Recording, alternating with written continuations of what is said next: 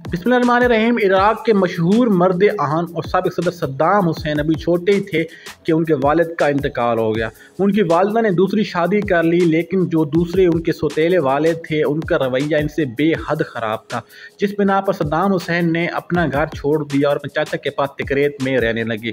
यहीं पर उन्होंने अपनी इब्तदाई तालीम।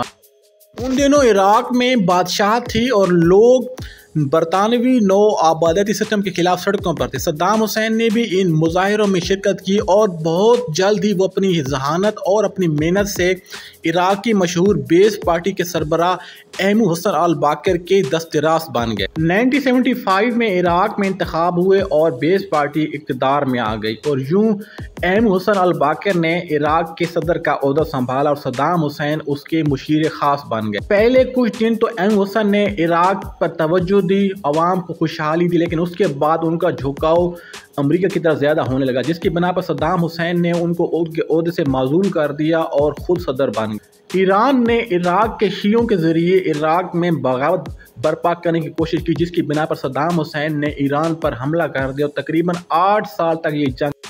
उसके बाद तेल चोरी करने के इल्ज़ाम में आपने कुवैत पर भी हमला किया। अमेरिका और बरतानिया शुरू दिन से ही आपको अपने लिए बड़ा खतरा समझते थे।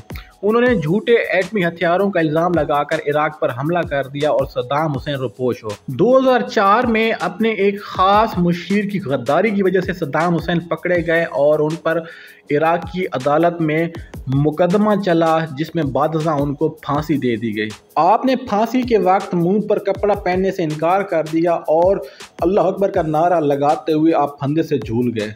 सद्दाम हुसैन मुसलमानों के बहुत बड़े लीडर थे। अल्लाह की हज़ार रहमतें हों आप पर।